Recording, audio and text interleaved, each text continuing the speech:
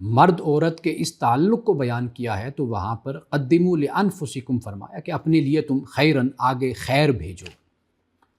کیوں؟ اس لیے کہ اس خیر کو تم آگے پاؤ گے خدا کے ہاں.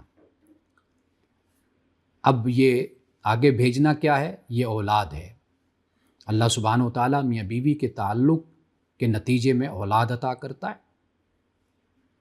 اولاد کی پیدائش، اس کی اچھی تربیت، اس کی اچھی تعلیم، یہ والدین کے لیے بخشش و مغفرت کا باعث بنے گی قیامت کے دن.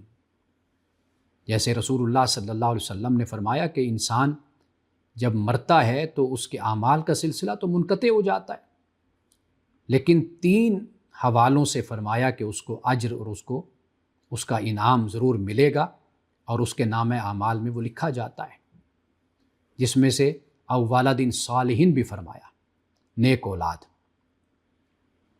اچھی اولاد.